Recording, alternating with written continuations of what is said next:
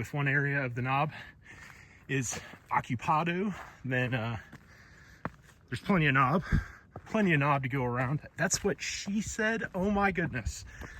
That is totally what she said. Man, that was a good one. Hello and welcome to Prestige Worldwide. Up here is the new bridge that goes across the Appalachian Trail up to McAfee Knob. They started building this bridge around, I don't know, a year and a half ago, give or take. This is near Salem, Virginia. And if you go up that way, the knob, McAfee Knob, is about 3.9 miles. They also built this gigantic handicap ramp around here that goes up to the bridge. It was actually nice. I hiked it last weekend, and I actually used the ramp on the way back down because I was pretty tired, and it was nice. I didn't have to go down those stairs. So I will show you guys what we got here. Here is the handicap ramp. I'm not sure if it's actually for handicap use or if it's just like a courtesy ramp for hikers. But here's another view of the bridge up there. This is Route 311 back here, US Route 311, and it goes up to Newcastle, and then that way Salem, that way is Newcastle. And then if you keep going that way, it goes West Virginia, goes to White Sulphur Springs.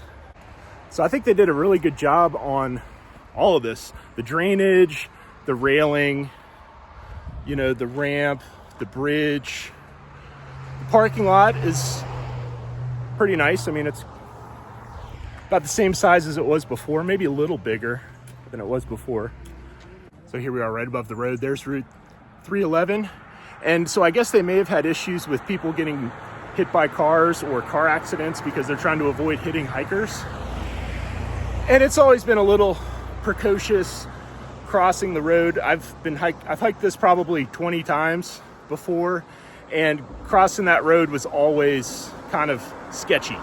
So it's nice to have a bridge, and it's nice that the bridge is done, because they had that parking lot closed off for about a year and a half while they were working on it, and we had to park way down there. There's a road way down there, or take a shuttle to get up there. So, and then I'll show you guys how they have the trail divided. So you have Fire Road there, and then this is the trail towards the, Appalachian Trail up towards McAfee. Both of those go up to a trail crossing about 2.5 miles down. And sometimes I'll do a loop where I just go up the trail 2.5 miles and then come back down the Fire Road. Some people just go Fire Road all the way to the trail crossing and then up to McAfee. It's like 2.5 on the Fire Road and then another 1.3 or something on the Appalachian Trail all the way up to McAfee. And then this is the new section of trail that they built that comes off of the bridge up towards, that connects to the old part of the normal part of the trail. Here are some real cool rock formations. This is right up from the parking lot, basically on top of a little hill before you start to head down into the Fingers. Fire roads, fire trails right down there. On the other side, this is the eastern side. There's Mason's Cove. You can kind of see it. Once the leaves get on the trees, you can't see any of this. So we got Mason's Cove on that side and Catawba over there. Lots of real cool granite features. And like, this is the trail. This is the Appalachian Trail. It's really cool. It's just a little slice of heaven. And I live about 20 minutes from the trailhead. So it's real cool. Real cool stuff. All right, I'll check back in with you guys here shortly. There was a downed tree. This was back towards, actually a couple of them. You can see in the distance, I'll walk back here a little bit. You can see back there's another one that goes across the trail. Lots of downed trees. We had some ice storms this winter, and there were downed trees on the normal trails that I'm on in Roanoke. That one of them's Mill Mountain, the Star Trail, and there were tons of trees down. But it's cool how the greenery is starting to roll in. It is first half of April 2025, and I'm taking the trail up to the fire road crossing instead of taking the fire road all the way. The fire road gets kind of boring in my opinion. I mean, it's good to have the fire road on the way back, because a lot of times if I take the trail all the way up to McAfee, then by the time I come back down from McAfee and I get to the trail crossing with the fire road, it is 100% going to be the fire road on the way back. Another view, that's Mason's Cove again. Just beautiful view today. It's a little cloudy, but it's warm. It's probably 75 degrees, give or take. And it's steep down there. It's definitely steep. They really maintain this trail well around here up to McAfee. It is just, it's amazing what they do. I see volunteers out here very frequently working on trail maintenance, and it's just, it is a treasure in Southwest Virginia to have this section of trail. And I've been up to Dragon's Tooth as well, and I plan on doing Tinker Cliffs fairly soon. That would be the third of the Triple Crown, Virginia's Triple Crown hikes or vistas. It's McAfee, Tinker Cliffs, and Dragon's Tooth. Now, Dragon's Tooth, I'm going to do a video on that fairly soon. There's another down tree. Dragon's Tooth is pretty cool. You actually have to like kind of climb, or at least scramble quite a bit. You cannot do all of it on 2 feet. You got to actually climb with your hands and stuff. Like, I mean, you like legit have to climb up some like flakes of granite with like a 40-foot, essentially with like a 40-foot drop off, sheer drop off. It's a little intimidating at first, but I'm definitely gonna do a video on Dragon's Tooth, probably just in about a month or less. I'm probably gonna be doing Dragon's Tooth. I'm gonna try to do like, yeah, we'll see. I'll get creative.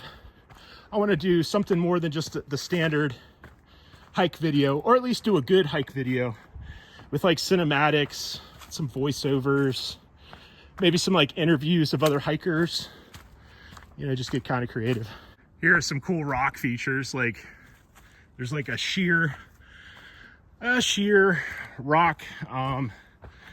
Well, it's not really a rock, it's more of a slope, I guess. But that's like legit rock. All the way up to, there's like a rock on top as well. I think the fire road's right up there. And it's just kind of pretty. It's just big. It's maybe hard to hard to see the scale of this, but that's like all rock right there. It's pretty cool. And this part of the trail, they did a lot of work, and they have to maintain it with all these steps. It's kind of nice. All right, here we are at the first shelter. This is either the Campbell shelter or John's shelter or something. And last October, I actually was hanging out at this picnic table, and a bear was like right over here. I was like eating fruit snacks and drinking Mountain Dew, and I guess the bear was interested in all that sugary stuff. And there were people walking on the trail up above me, and one of them was like, well, anyways, basically they saw the bear, and then I go over and I try to film it just immediately, just like, oh, let me get my camera. And the bear basically like scrambled off down into this little gully down there, you know, on the other side of the Porta-John. But yeah, I think this is like a very popular camp spot here. Yeah, they got really nice shelters. There's one more shelter on the way to McAfee, and on the other side of McAfee there's another one. All right, here we are just a few yards from McAfee Knob. So you come up this steep section, and it's pretty steep right before the knob, and you already have like hour and 45 minutes on your legs, so it gets a little A little difficult, I guess, right up here, but you know you've got a break coming up at McAfee. So it is a Friday afternoon. There's not very many people that have passed me so far, so I'm expecting the knob to be a little sparse. Last Saturday it was packed. There's probably at least 50 to 60 people right on the knob. The blue blaze here, that's the knob. And actually, the knob kind of loops around. It's like a horseshoe shaped. So blue arrow, blue blaze. And I remember my first time hiking up here. It was just awe-inspiring when you come through this little narrow pathway and the knob reveals itself.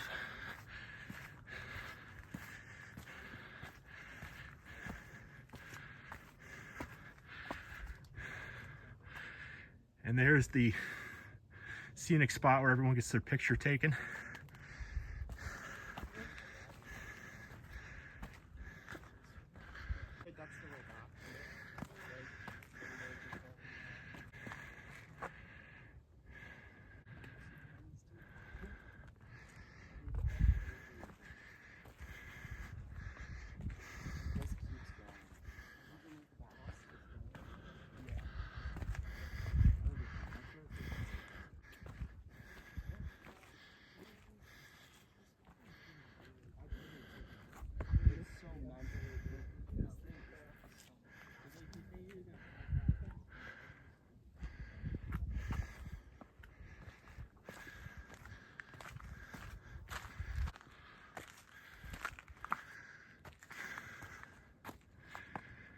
And the knob just keeps going.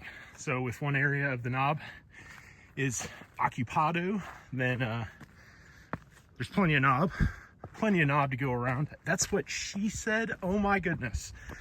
That is totally what she said. Man, that was a good one.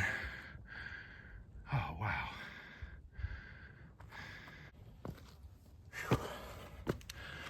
Oh man. That was a little bit of a hike.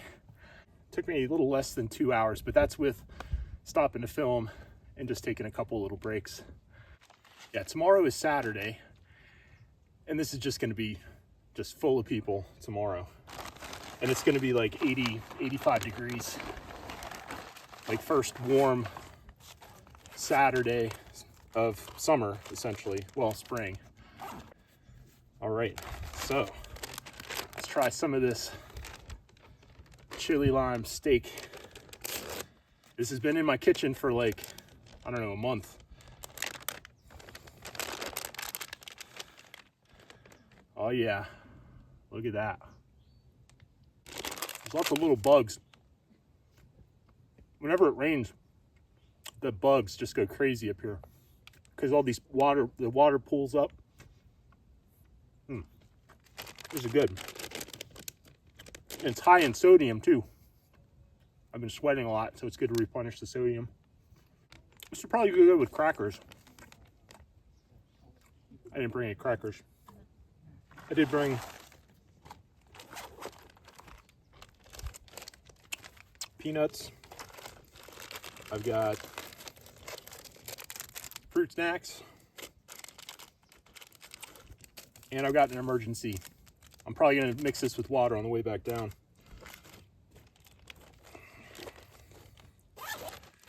And then I've got all that in this little Maxpedition pack. Works pretty nicely. You know, it's funny, whenever I'm filming on the trail, people avoid me like the plague. That's why I came over here, so that way I wouldn't be around like everybody while I'm filming and talking to a camera. Actually, anywhere I go that I'm talking to a camera, people are just like looking at me strange, like, what is that guy's crazy? But it's like, no, I'm filming for YouTube. I mean, I don't have time to stop and explain it to everybody, but oh well. It looks a little more moist in the picture. It is definitely not moist, but it is good. It is good. It's better than regular jerky. I think I'm gonna save the rest of this for another hike. So I already drank a Tampico. These are awesome. This one is a tropical punch Tampico.